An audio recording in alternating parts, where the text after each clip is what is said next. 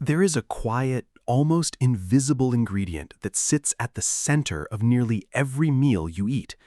It's the foundation of your morning toast, the thickener in your evening gravy, the stretch in your pizza dough, the crumb on your fried chicken, the binder in your cookie. Flour. We dough through it by the bag, by the bucket, by the pantry shelf, and most of us never stop to think about where it comes from. The story we've been told is simple. Flour comes from wheat. Wheat comes from vast golden fields stretching across the Midwest and the Canadian prairies, planted every spring, harvested every fall, driven by diesel-powered tractors and combine harvesters through a system that is deeply, profoundly dependent on fossil fuels, on synthetic fertilizers, on patented seeds, and on a global supply chain that is as fragile as it is massive. But what if I told you that there is another way to make flour? Not a little bit of flour for a special gluten-free recipe. I'm talking about an abundant, reliable, year-round supply of flour that you can grow yourself, harvest as you need it, and process with simple tools. A kind of flour that doesn't come from a grain at all. A flour that comes from a root.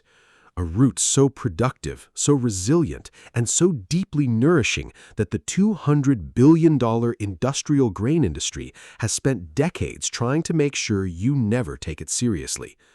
Today, we're digging that root back up. The root I'm talking about is cassava. You might know it as yucca, or manioc, or tapioca root. In parts of Africa, Asia, and South America, cassava is not some exotic curiosity. It is the backbone of daily life, feeding hundreds of millions of people every single day. But in North America and much of the Western world, cassava has been relegated to the ethnic foods aisle, seen as a niche ingredient for bubble tea pearls and the occasional gluten-free snack. The grain industry wants it kept there in a tiny little box labeled alternative flour. Because if enough people realized what cassava can actually do, it would upend everything they've built. Let me give you the numbers that make the wheat lobby nervous. Cassava produces more calories per acre than any other staple crop on Earth, including wheat, corn, and rice. It grows in poor, degraded soils where wheat would shrivel and die.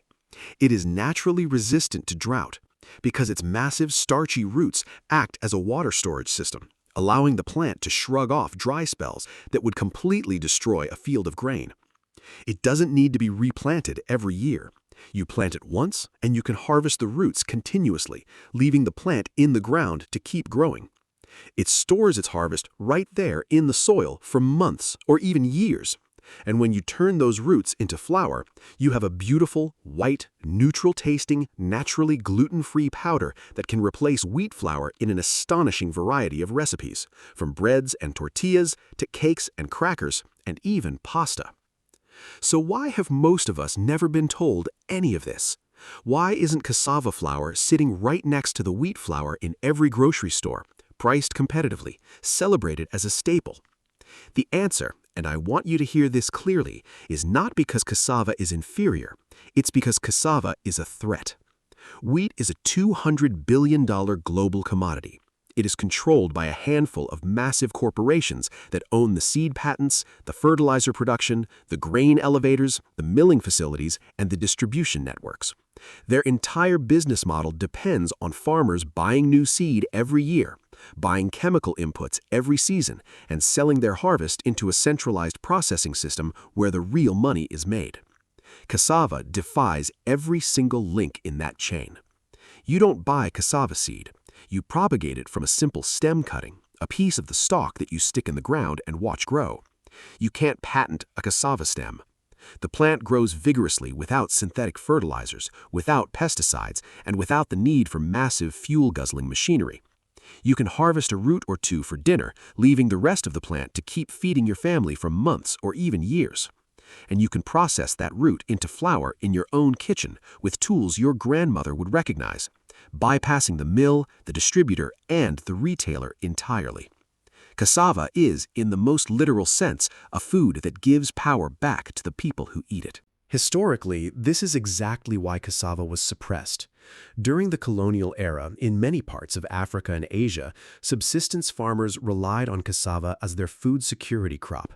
It was their safety net, their guarantee against famine. But colonial governments and later industrial agricultural interests wanted those farmers to grow cash crops, cotton, coffee, tobacco, and yes, wheat that could be exported for profit. Cassava was stigmatized as a poor person's food, a primitive crop, something to be ashamed of. Agricultural extension agents encouraged farmers to abandon it in favor of modern grains. The systems of milling and baking were built around wheat flour, and cassava was pushed further and further to the margins. That campaign of marginalization was so effective that even today, many people in the West have never tasted cassava flour and have no idea what it can do. But the tide is turning, and it's turning because everyday people like you and me are starting to ask hard questions. Where does my flour come from? What am I actually eating? What would I do if the supply chain broke down? Cassava flour is the answer to a lot of those questions, and the beautiful thing is that you can start growing and using it yourself, even in a suburban backyard, even in a large container with almost no previous experience. Let's walk through the whole process, from planting to plate. Cassava is a tropical shrub that grows from thick, woody stems. You can order cassava stem cuttings online or find them at a local nursery if you live in a warm climate. Once you have a stem, you cut it into sections about 8 to 12 inches long, each with several nodes, the little bumps where leaves and roots will emerge. You stick those cuttings directly into loose, well-drained soil, burying about 2/3 of the stem, and you water them in. That's it. Within a week or two, tiny leaves will push out of the nodes, and the cutting will begin its journey toward becoming a massive, productive shrub. Cassava is not a demanding plant. It thrives in full sun and doesn't mind poor, sandy soil. In fact, overly rich soil can encourage leaf growth at the expense of root development. It needs a long, warm growing season, ideally 8 to 12 months without frost, to produce large, harvestable roots. If you live in a colder region, you can grow cassava in a large, dark-colored pot that you move indoors to a sunny room or a greenhouse during the winter. It won't reach the same massive size as a field-grown plant, but it will still produce a meaningful harvest of roots that you can turn into flour. The roots themselves are the buried treasure. As the plant grows, it sends out these thick, horizontal storage roots that swell with starch. One healthy plant can easily produce 10, 20, even 30 pounds of edible root matter. And here's the truly liberating part. You don't have to harvest the whole plant at once. You can carefully dig around the base, find a nice fat root, cut it off, and then cover the rest back up. The plant will continue to grow and produce more roots, effectively giving you a living pantry that replenishes itself year after year. This is what I mean by infinite flour. Once you have an established cassava patch, you can harvest just what you need when you need it, and the plant keeps giving year after year.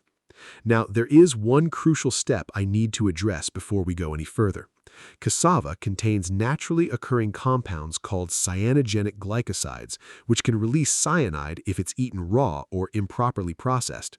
This sounds alarming, and it is why cassava has a reputation it doesn't entirely deserve. But this is not a mystery or a danger to anyone who learns the simple traditional processing methods. Cultures around the world have safely prepared cassava for thousands of years. The peel contains the highest concentration of these compounds, followed by the outer layer of the flesh. The processing removes them completely.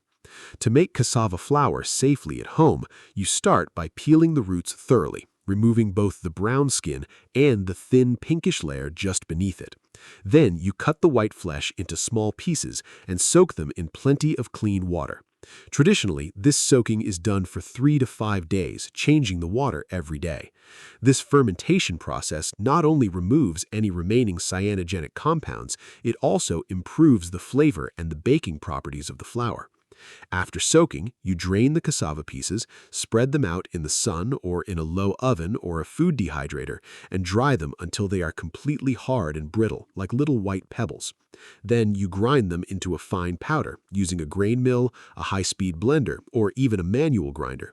That powder is your cassava flour, bright white, soft, and infinitely useful.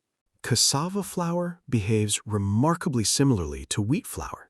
It has a neutral flavor and a fine texture, and it can replace wheat flour one-to-one in many recipes, especially those that don't rely heavily on gluten for structure, like tortillas, crackers, pancakes, flatbreads, and cookies. For recipes that need more rise, like sandwich bread or pizza dough, you can blend cassava flour with a small amount of a binder like psyllium husk or xanthan gum, or mix it with other gluten-free flours. The result is a baked good that is tender, moist, and completely satisfying. And because cassava flour is a whole food, not a stripped, bleached industrial powder, it retains its natural fiber and nutrients, making it a healthier choice for your family. Beyond the kitchen, cassava is a plant that heals land as much as it feeds people. Its deep, penetrating roots break up compacted soil. Its broad, umbrella-like leaves shade the earth, reducing evaporation and suppressing weeds. When the leaves eventually drop, they build organic matter and return nutrients to the soil. In a well-designed permaculture system, cassava can be interplanted with nitrogen-fixing beans, fruiting trees, and other food plants, creating a self-sustaining, multi-layered food forest that requires almost no external inputs. This is the opposite of a wheat monocrop, which strips the soil bare, requires annual tilling, and depends on a constant stream of chemicals and fuel just to survive. I want to come back to the industry that buried this root, because I think it's important to understand what we're really facing. The global flour market is built on a foundation of control. Farmers are locked into a cycle of buying patented seeds from a handful of corporations, applying chemical fertilizers from those same corporations, and selling their harvest to a consolidated network of processors who set the price. Bakeries and food manufacturers receive their flour from these giant mills, and by the time it reaches your shopping cart, the flour has traveled thousands of miles, burned through gallons of diesel, and lost most of its nutritional value, which is why it has to be enriched with synthetic vitamins. Cassava, grown in your own yard and processed in your own kitchen, breaks every link in that chain of dependence. That's why it was buried, that's why it was stigmatized, and that's why bringing it back is an act of quiet, radical food sovereignty. You don't need a farm to start. You can begin with a single cassava plant in a large pot on a sunny balcony.